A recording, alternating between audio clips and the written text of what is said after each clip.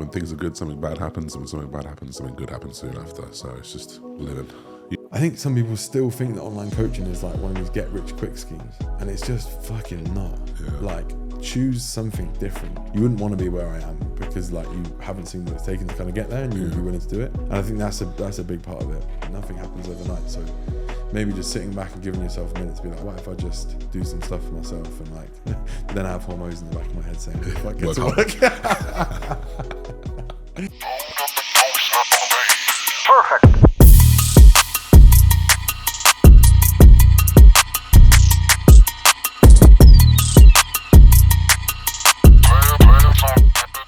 What's up, everybody? Welcome back to Off the Cuff podcast.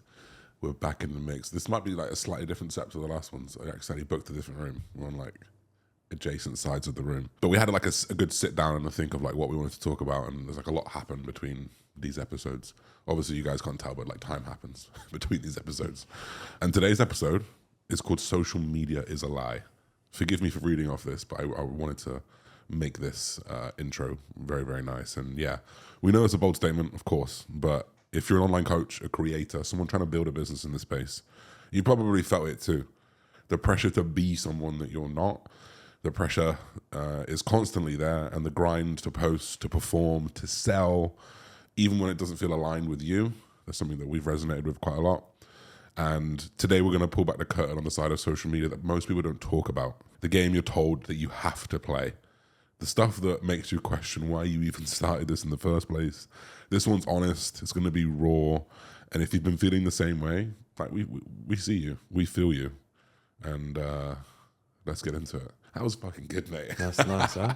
That's good. We need a teleprompter next time. Yeah. But we're gonna drip feed the levels here, because I think before we go into the topic, we kind of realize I think we've just been kind of winging this, as we have done many things in life, and most people do in life. Hence off the cuff. But actually, if we want to make it good and valuable and not just a chat, then I think we need to do a little bit of planning. But this is a topic that we both felt, I think we both feel quite strongly about. And it was funny because we spoke yesterday and we were like, should we just book it tomorrow while the iron's hot? But first of all, how are you? That is important. Thank you for asking. I'm all right, man. I'm all right. Life is lifing. Responsibilities are responsibility. And we just roll with the punches. We've been doing this long enough now to know that when things are good, something bad happens, and when something bad happens, something good happens soon after. So it's just living. You, fatherhood coming even closer than the last one. It's close, man. I think we're technically like 7 to 8 weeks away, but it probably could come any time from like 5 weeks, 4 weeks maybe, which is very. As in like scary. in 4 weeks. So you could just she'd be popping out one soon. Yeah, she's pretty large now, struggling. So yeah, it's crazy, to be honest. But this is the month for us to get all of our stuff. So if anyone's got any pram, car seat, anything recommendations. Have you got anything yet? We've got a couple bits, but I think this next week we're actually going to a baby expo.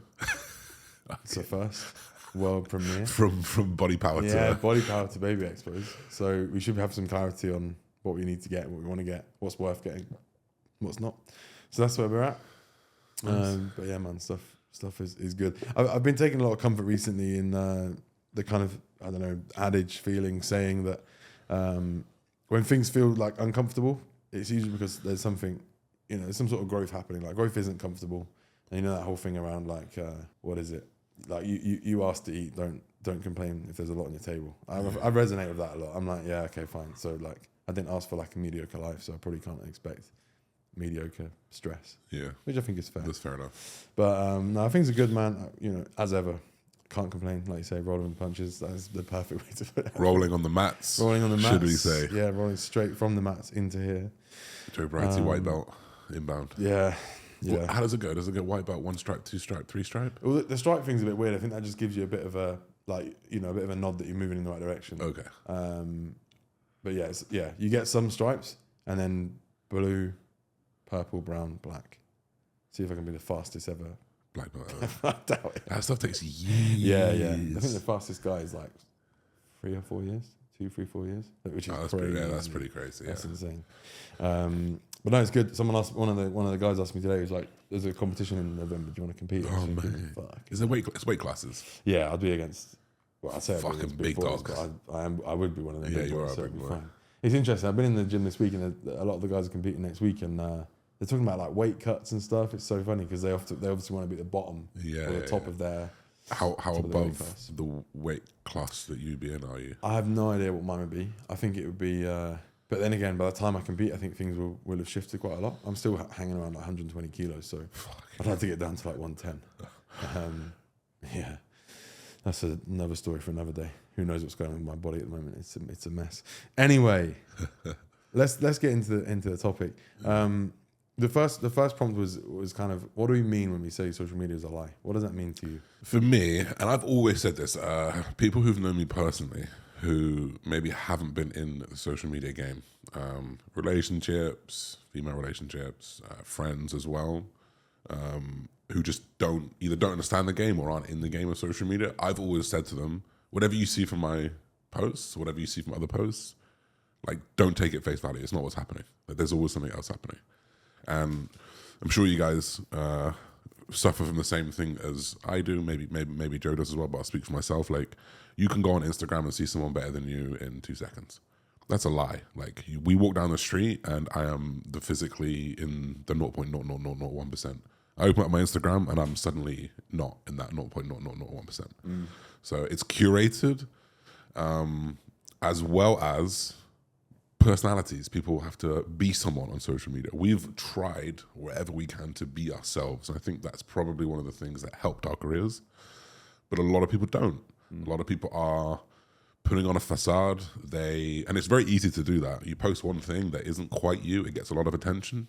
You do it again.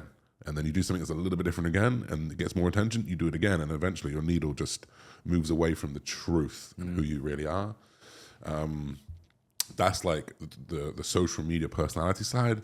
But then you start going into the business side, which we've started to go into the last couple of years, and you start seeing people posting, I made this person 50K.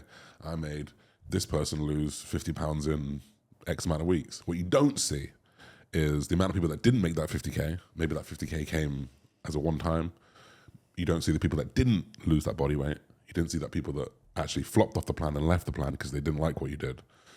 So it's all curated. No one gets the full spectrum of the truth. That's how I feel about social media. Yeah, I resonate with everything you said there. I think that was most of the points well made. You actually brought one in that I hadn't thought about, which you did mention yesterday, which was the kind of results side of things, right? Obviously, the game that we're in, whether that is physique development or business mentorship or whatever it is, you are seeing like a tiny. No, I don't want to say a tiny percent, but well, no, you are. Like, you are. I guess the way to put it is that when you go through a coach's social media or a business mentor's social media, like you say, no one's posting their losses, and even worse than that, what they're not posting is what happens after the wins. That's a huge one, and in physique development, that could come down to, yeah, sure, you helped someone lose 30 pounds, but did they put back on 40 the year after because of your methods? Or, yeah, sure, you got them great for a photo shoot and they looked amazing, but how much drugs were they running? Yeah. And what sort of mess have you left them in after? And then on the business side of things, yeah, sure, you made someone 50K that month. How much did you just pull forward revenue? What does the next 3 months look like? You should be able to, like, if you say I made someone 50K a month or help them, then that should be like 50K, 50K, 50K, 50K. Not 50K, 10K, 10K, 10K. So, yeah, I think that was a very, very good point, is more so on the highlight reel side of things. Like, it's all the highlights and none of the lowlights. Exactly. There's no blend. Yeah. Like, you don't see any reality when you're, seeing people's credentials, I guess. And then the personality thing obviously is a big one. And I think the other thing is just kind of going back to the highlight side of things, but more on a personal level. Like you mentioned, very, very easy to see someone doing what you think is better than you, but what is better? What are you rating that on? And very, very powerful to go on and immediately feel shit about yourself when you have no idea of the full picture. I think like Elon and other people like that have made similar quotes around like you wouldn't want to be where I am because like you haven't seen what it's taken to kind of get there, and you would be willing to do it. And I think that's a big part of it.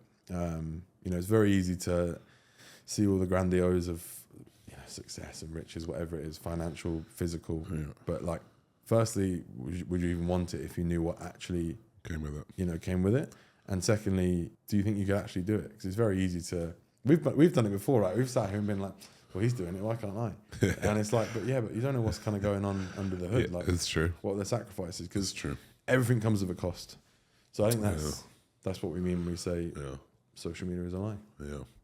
And it's hard because it's like social in a certain sense, social media rewards the lie. Oh yeah. So it 1,000,000%, like reinforces you to keep doing that. Let alone the awkwardness, the anxiety, and the hesitation to put the real out there. Like, if I'm depressed and not wanting to do anything, I'm not going to pick up my camera and tell everyone that that's how I feel, because it's just not what I want to do. I look at that camera, I think, fuck off, you know. And it's like a dichotomy of like, one, you get rewarded for success, and when you put the lie out, often like people go, yeah, well done for being real, but you don't get the attention that you would do if you were celebrating something. And then you've got the actual feeling of like, I'm not going to share these losses because I'm not even thinking about it. I'm worrying about the losses. You know, it's like a bit of a dichotomy. Yeah, it's on the side of showing your highlights, it's like a win-win, and then on the side of showing your lowlights, it might be a win-loss. But what I notice is if you do kind of open up, like the upside is much smaller. I think maybe the upside that you see is much smaller. Maybe people connect with you a bit more. Maybe further down the line, they might say, I really like that you did that and whatever, and I trusted you more. But compare that to whatever the other post is, someone driving a Lambo because whatever, could be anything. That's going viral, or like much more likely to go viral. And the other thing as well is that social media, in terms of social media being a lie, because everything has been minimized to either 140 characters or 60 seconds, very difficult to tell the whole story. Yeah. Even if I've got something that I think is really, really valuable to put out there, like did that 3-day fast and wanted to tell people all the details, why I did it, how it felt, all that stuff, because I was getting so many questions on it. It's a 4-minute video. It's never going to go as far as a 10 second. Do you know what I mean? Yeah. So you're kind of backed into this corner of even more sharing only the highlights and not much about the story in general. So I think that leads into like the next thing of like what kind of coach, what kind of content do you feel like you need to make now in order to become more relevant and in order to grow on social media today? This is part of this is the whole thing with like playing the game, isn't it? Which I said to you yesterday. I said I'm bored of playing the game. I'm bored of doing the stuff that is required of me. I feel like the sort of content you have to do now is that you sit down and some hook that gets people in, talking head video, deliver some value. Here's a CTA at the end. Like it's just like it's soulless content, and it was never what we did. We always went, I think, against the grain with that, and maybe unfortunately that's like kind of why now we're having to kind of try and play catch up. Maybe if we sprinkled with that in and knew a bit more about copywriting and hooks early, a few years ago, it might be in a different spot now. But the sort of there's some good in it, because it means that I feel I'm delivering some value in every actionable value in every post. But it does feel samey. Like it does feel like this information isn't original. Yeah. Cool, I got nice lighting in the background and it's a nice script and, it helps some people. But I guess the bottom line is I don't feel aligned with it. That's how I would say it's, it's not my passion per se. And to play the game again, like YouTube is a really good example. I think our like core viewership will be disappointed to see us going in the direction of delivering value, because we've spent many years speaking about quite high level topics relative to what's out there, and I mean high level in terms of like exercise mechanics and hypertrophy, as opposed to 3 exercises to grow your biceps type thing, right? So YouTube is a very clear split. Like you can see mine now is going down an educational route, because I think it's a good avenue to grow the business. But it's, again, unfortunately, it does feel soulless. Like I would much rather be sharing my life and what I'm doing and what I'm up to, because I think that's what people connect with us on. Yeah. I think I'm a bit more confused than that. I think that on one hand, I feel like growing social media is different to growing a business. On the other hand, they're both tied, because if social media grows, so does business. So then you kind of get a little bit lost in, I get a little bit lost in which one I send it on, quote unquote. So I find if you're dipping your toe in one and in the other, maybe maybe you're lacking on one or the other as well. Because I don't know about you, if I can just keep it real, my social media isn't growing. You know, is yours?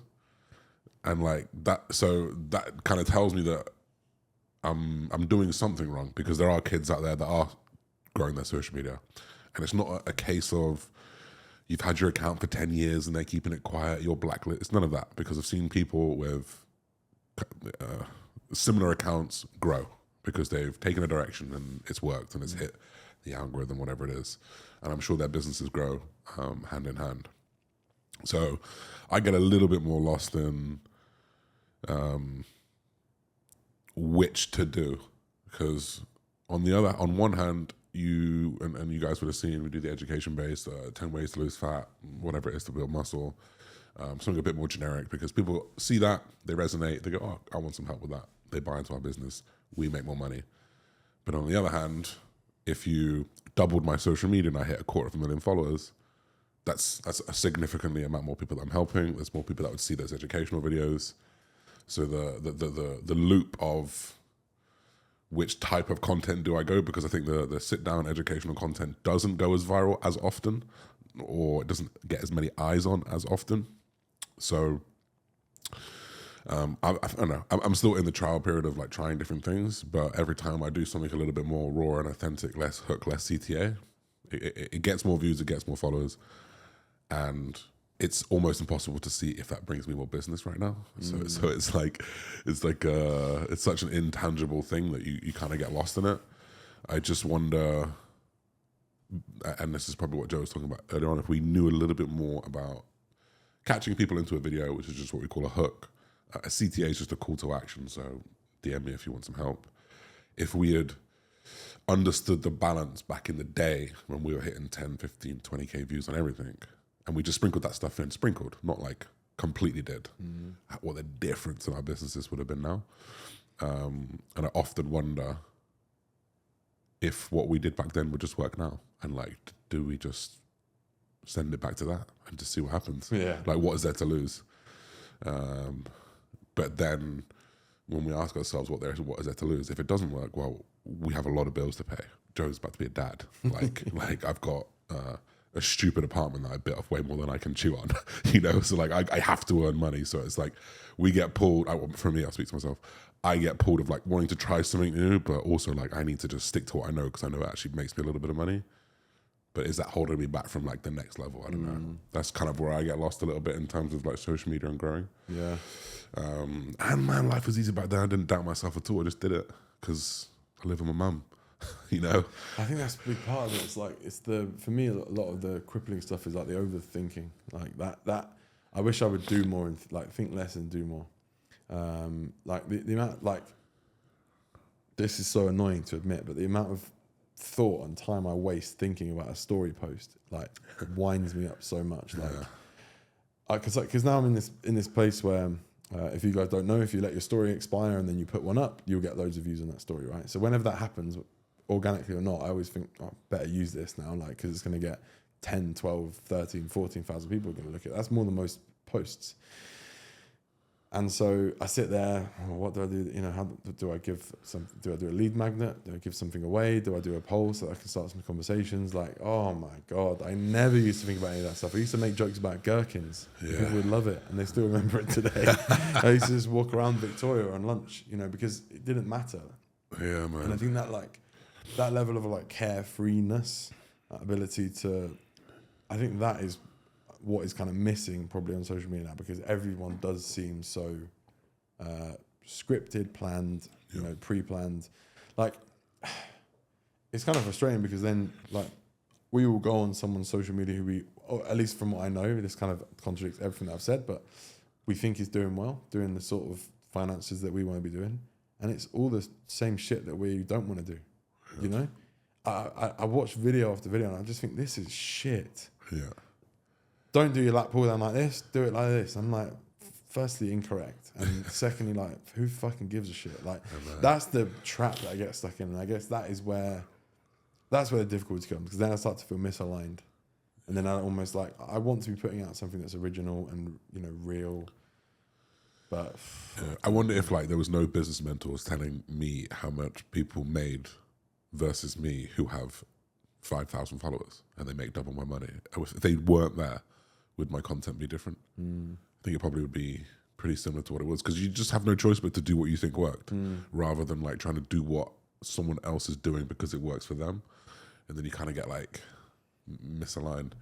Like I feel, and this is probably where the not the fraud, just the misalignment probably comes in. It's like I feel strange telling someone how to like deal with fat loss when I've never had to deal with it, and I'm just like a big burly bodybuilder who still takes steroids, and I'm an IFBB pro, and I'm trying to help the average Joe off the street. It kind of like it misaligns a little bit. But most of these guys who are doing that are just average Joes off the street who have lost a little bit of body fat.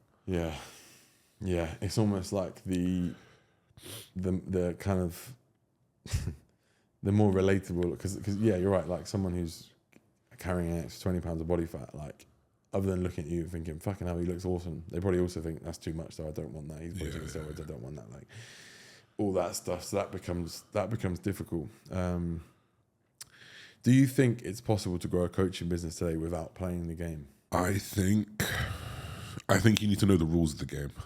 I don't think you need to play it like everyone else, because I'm playing it like everyone else. I'm not doing as well as everyone else. I say everyone else, the people that are in our circle. I got to remember that the guys watching this, they might not even be in the circle of like knowing business mentors. If you're in a group of business mentors like I am right now, there's 100 people in there. 50 of them are earning 50, 60,000 pounds a month. 20 of them are doing 100, and the rest of them are kind of just under that 50 mark. So that comparison's just like crazy. And they all play by the same rules. We don't need to go into all the rules, but they all play by the same rules. There's ways to get people in the business, to treat them while they're in the business, and how they leave the business. It's essentially like a funnel. So I think you can build a coaching business. Is the coaching business going to be the one that builds into probably what we want? Like we want a big coaching business. Not only makes us shitloads of money, but helps a shitload of people, right? People will always say, "Why are you chasing money?" It's not. It's actually just chasing a lot of help for people, and it comes with a lot of money. That's the honest truth. Can you build a coaching business that makes £5,000 to £10,000 a month, which is still a shitload of money, without having to do any of those funnels? 100%. Yeah. Having to play any of those games for sure. Yeah, it depends what your definition of building a coaching business as successful is, right? Yeah. I think for me to be really real about my motivations now, for me it's more about career progression and how I actually see it being sustainable. Because having been a coach now for 8 years, it's been my full-time job since 2020. So 5 years as a full-time coach, checking people in, 5 to 7 days a week, checking people in daily when they're competing, traveling to shows. I've done all of it, whether it's lifestyle, top-level prep competitors. I've done all of it. I can tell you now, like it's not a sustainable career. Like I cannot do this for 10 years. I will be burnt out. I think something that people don't speak about is the mental energy and like load that it takes. You are taking on, if you do check-ins 5 days a week, you are taking on 5 days a week's worth of people's problems effectively, and solving their problems before you even think about yourself. That, worries me, right? Sure. Okay. I've got a nice life now, way nicer. And I still, if you ask me a question, would you swap it and go back to your 9 to 5? No, I wouldn't. But it's not easy. And this is a topic I wanted to speak on actually, because I think it might be one for another day, more in depth. But I think some people still think that online coaching is like one of these get rich quick schemes, and it's just fucking not. Yeah. Like choose something different. Whatever it is, drop shipping, copywriting, I don't give a shit. Like it's not coaching, because you have to do your time in the trenches, right? Like you're going to have to do some of the coaching for some of the years before you hire a coach, get a team, any of that stuff. What we've done, fortunately or unfortunately, whatever that is, I still wonder if this is a pro or a con, is we built a business based around us. So people coming into our business still want to work with us first and foremost. It's not to say they all will, but that they would rather, right? Probably. Yeah. Which means that then you're kind of fighting this uphill battle. So to just circle back to the sustainability thing, for me, for sure, it's about making money, and for sure, it's about helping lots of people, and for sure, I get a big buzz about when I see how happy someone is with their transformation. I do believe that we change people's lives, but it's actually about like, I'm not going to sit here and pull the wool over everyone's eyes. Like, obviously, I'm thinking about myself. Like, I want a career that gives me fulfillment, gives me happiness, gives me longevity, and that's not one-to-one coaching with me 5 days a week.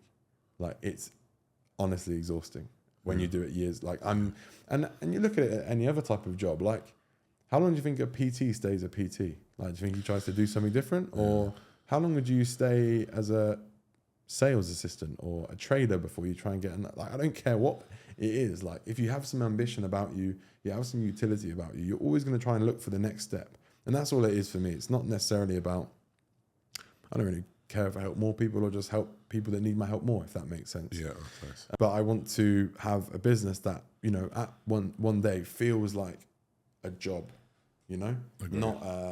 not a dependence on me. I guess that's where my motivation comes from. It's trying to get to another level whereby I'm operating a business, not operating not a coach. Yeah, effectively. Yeah. It's a sticky situation, of course, when we build upon ourselves. But it's like that transition. Like who stays in the same role for 10 years? You want a promotion, and more often than not, promotion comes with leadership. And that's probably the role that we're looking to go into. So it's like a transition in your whole business from people coming into a business to buy to you to buying into your brand, your coaching brand. You're the leader of it. And then we have like a team. Like, I want to take on responsibility. I want to have team meetings versus 20 check-ins. I want to lead a team. I want that to help them get better, work one-to-one with like people who are working on my business, become a leader and a role model for them to eventually aspire to be to as well. It's like it's a hard game to get into for sure. I do think you can make a lot of money. I do think you can probably sit in that like lower bracket and rinse it as much as you want and maybe work a little bit less. Maybe you have like 30, 40 clients, maybe you make $4 or $5 grand a month, which is amazing. Very good, Rob. And you could just sit there for a very long time, which is awesome. But I think just in the nature of people that me and Joe are, at least for myself, like, I'm hungry. I want more. I'm only 32. Like, I want more. I want to grow. I want to be better. I want to deliver my product better. And actually, part of delivering my product better is by me stepping away from the product and like delivering the product, getting people who could deliver it better than me to like in more circle. I can hold them to a higher accountability than I can hold myself because I'm out of that role.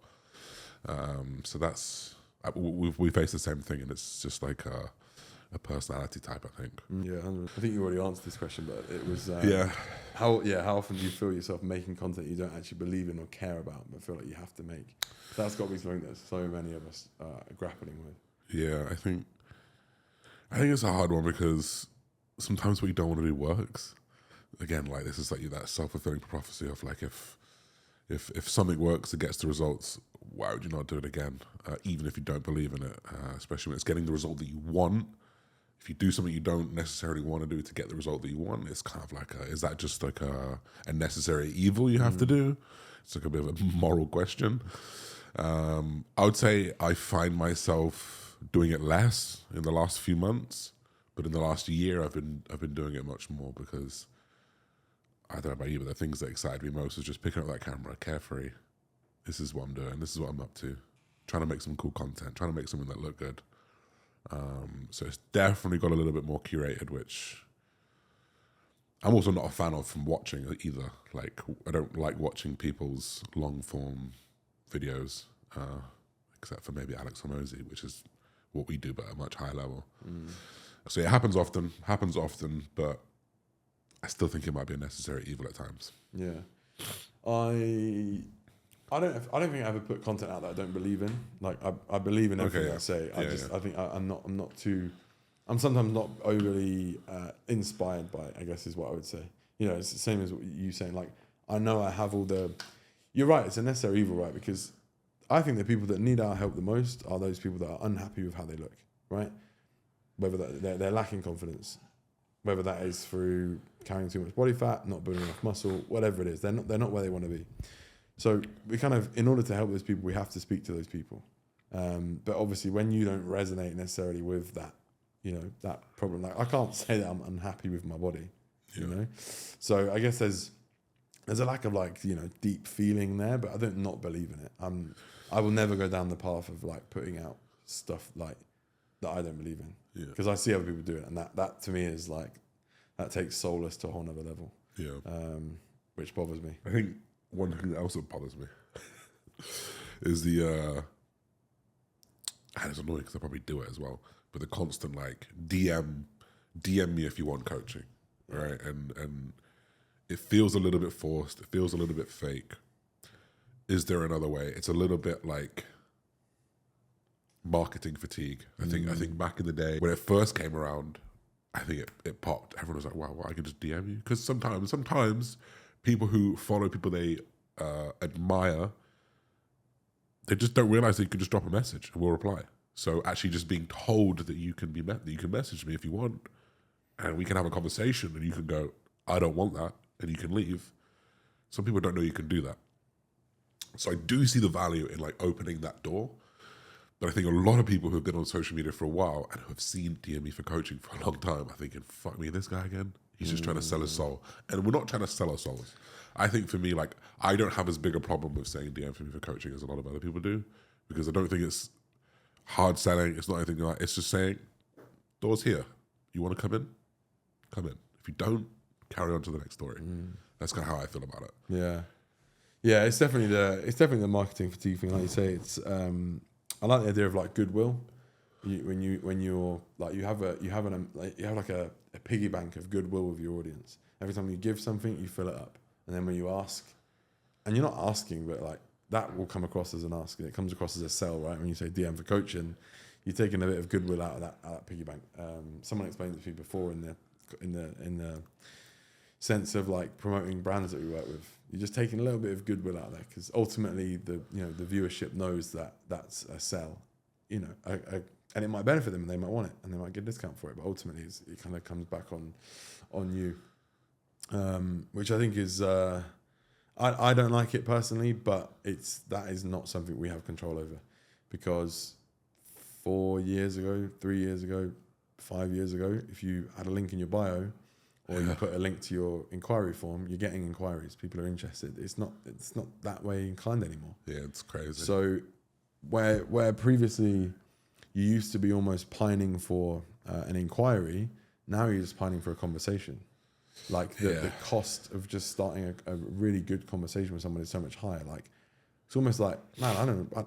I didn't know what a lead magnet was 5 years ago, right? That's my lead magnet was me showing you what was entailed in my coaching. Now I'm writing up whole workout plans, whole diet plans, whole PDF guides, recording whole videos to teach people things, to give them for free, just to get a conversation. So that is how the landscape has changed, and that is why the DM for coaching or whatever is so much more, unfortunately, necessary now. That's the bottom line. Yeah, the barrier to entry is so high, and when when 90% of coaches who are online now know these, I wanted to say tricks. They're not tricks. They are small doors open. Strategies. Strategies that will essentially let the person who wants that strategy know that the person giving them the strategy has the answer to their problem. It's just whether they want to buy into it or not. I remember 5 years ago when Instagram stories were just Instagram stories and you could put whatever you wanted and nothing affected the story viewership. You could put a link to a type form, and one day I had 123 people apply. I remember it because it was 1, 2, 3. 123 people applied for my coaching. Maybe 30 of them joined. That's insane. It's and I didn't do anything. I dropped them an email with my prices and said, which one do you want? Now, like Joe said, you have to get into a conversation. You have to make sure you show them that you care, because we do, of course, because it's much harder to get people to buy in, almost because I think people are afraid of being sold because everyone's selling. So people are afraid to get sold into something they don't want, because I think a lot more people have been sold into something they don't want because of these because of these strategies. They then have a bad experience with coaches who are very good at selling, very poor at delivering. So they get sold and they don't deliver it. They have a bad experience. They've spent £1,500 for 6 months. They do 1 month. They think this is not worth £1,500. I'm out. And they've lost the money, and then they're scarce and they're scared forever. And then people like us who have been in the game for 12 years, and the product is what we delivered first. We did product first before sales. And now we're trying to play catch up on the sales. It's like, and then the people that come through the sales side have already been broken by someone else.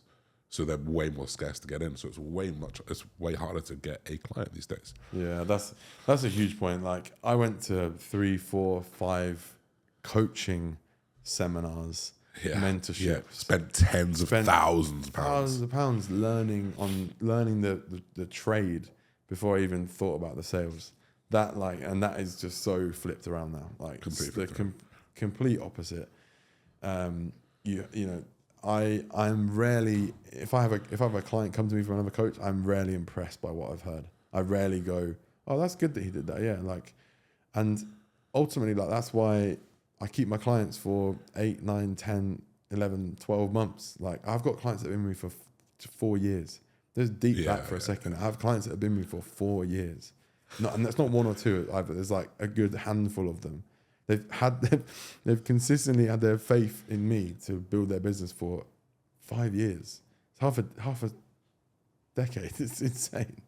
And that, I think, is where you're right. It's kind of, people have been burnt, or they don't. It's just low trust. Yeah. There's so much. It's low trust. It's so much lower trust nowadays versus where they used to be, unfortunately. I guess I wanted to go into, I linked these 2 questions in together actually, but it was kind of going to be like, what type of content used to perform well and what performs well now? And then based off that, have you ever like considered changing the whole approach? More recently, I guess. What kind of content used to perform well? It's really, really tricky for me to answer that question. You know what used to perform well? The same shit that performs well now. Yeah. Because whenever I post a fucking transformation, whenever I post a bodybuilding post, whenever I post how I used to, good likes. For you. For me. About yourself. Yeah. About me. Yeah. About me, about my journey. And whenever it goes off to even videos that I think are really good, I sit down and I give you 3 really, really tangible things that you've probably not thought about. Edited nicely, done perfectly, 100 likes. Talk about myself with my top off, looking jacked, 2,000 likes. It's like, but one of the things that shifted my perspective from that, and it kind of ties into the whole conversation, is would you want 10,000 people looking at your product and then leaving? Or do you want 100 people looking at that product and then buying it? And of course, you want the people who are buying it. But it doesn't feed the ego as much, which is the problem. Yeah, I know what content works now. Straight coaches doing gay posts with their dicks out all the time. That's what works. haven't experimented with myself, but the gay baiting seems to work. Yeah. What works for me? I mean, most recently, the thing that worked well was, and I think I just caught the wave, I managed to engineer a very good hook. I did a leg day reel, and I gave away a no squat leg day, and that went into the hundreds of thousands of views. Like, it didn't go into the millions, but it did well. But trying to recreate that's been very difficult. You know, even using the same hook doesn't seem to work. So, but do you know what? It's really, really funny. First time I posted it, I don't know how many likes it got now, but it's in the thousands, which is good for one of those value-based posts, right? We reposted it. So we just posted the same thing. We just repurposed it a few months later. It did well again. Okay. Not amazingly well, not as well, but still, obviously, a lot of people still hadn't seen it. Lots of lead magnet downloads, lots of comments, lots of likes. Obviously, all the people saying, "Oh, you forgot about the steroids, mate. If you want to build big legs." Cheers, bro. Thank you for that.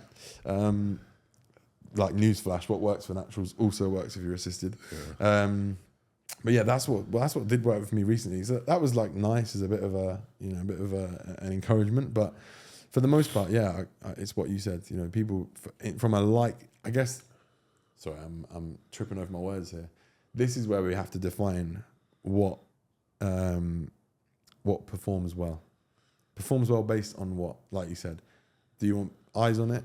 Do you want likes? Do you want engagement? Do you want lead magnet downloads? Or do you want sales? Yeah. So that is then everything changes. You know, you're looking at all your top 10 and you change those metrics, or it just went all like this. And it could be, you know, any one of those posts. Because you're right. How many people have bought based off your off-season progress? I don't know. Yeah. You don't know either. Yeah, it's hard. That's It's the hard. problem, right? It's hard, yeah. And did you ask me what would I just switch it all up? Yeah, but like if you thought about just like pivoting completely. I think that it says on there, quitting social media. I mean, not possible. Would love to, even just for a little bit. Like, that'd be nice to go away and just have some a bit of an actual detox And keep making clarity.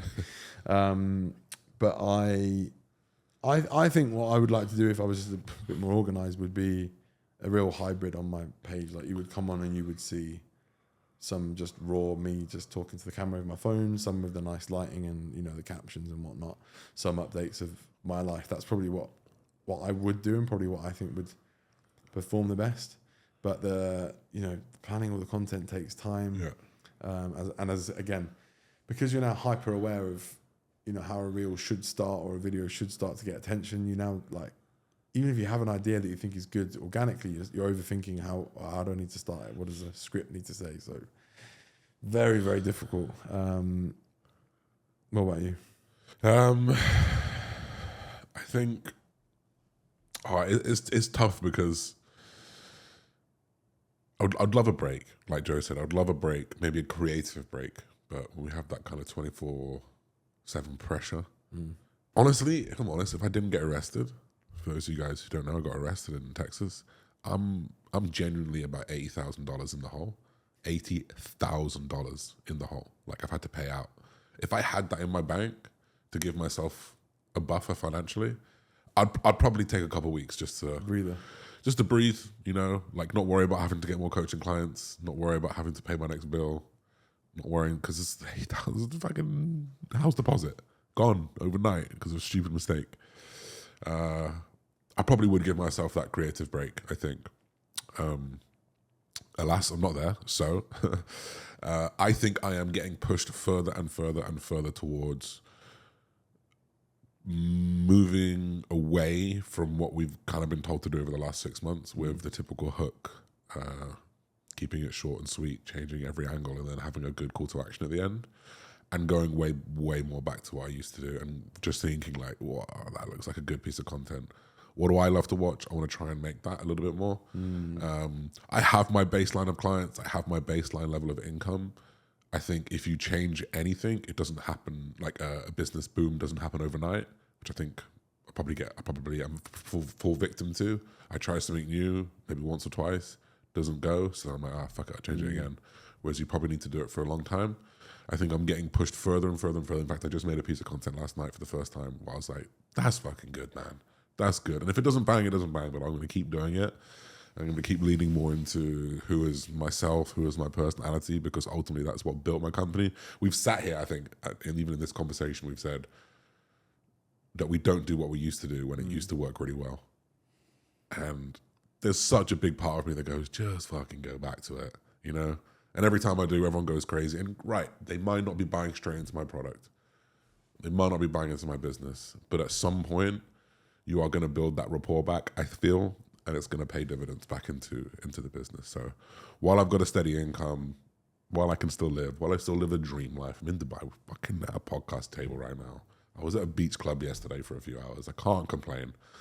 I think I'm over the line. I think I'm going to do it. I'm going to keep some of that stuff that I've been told to fundamentally, the things that let people know that you're there for them, but I am going to start making more content for myself, I think. I think that's a solid strategy and a very nice point to end on. I think if ever you're feeling lost or disillusioned or misaligned, I think is the word, then go back to what you enjoy, because you kind of can't lose on that. Yeah. But just stay true to it, even when things get a little bit sticky, or even just not sticky, even just not moving. You know, maybe they're just stagnant for a little bit, and maybe that's okay. Yeah. I have been of that kind of opinion as well, that, you know, if you kind of look at business like a job, which obviously it is, you know, you don't, like you say, you don't get promoted overnight, and sometimes you have to just sit in that role for a while and do your time. Same with anything in life, right? Nothing happens overnight. So maybe just sitting back and giving yourself a minute to be like, okay, maybe actually I don't need to focus on growing this month. Or what if I just do some stuff for myself and like. But then I have hormones in the back of my head saying, "What the fuck, get Work to harder. work." Work harder, do more. My friends, we run out of time. We'll end it on that one. We've got another banger for you next week. Don't worry. Thank you very much. That was a good one. Appreciate y'all. And we'll see you in the next one. Peace.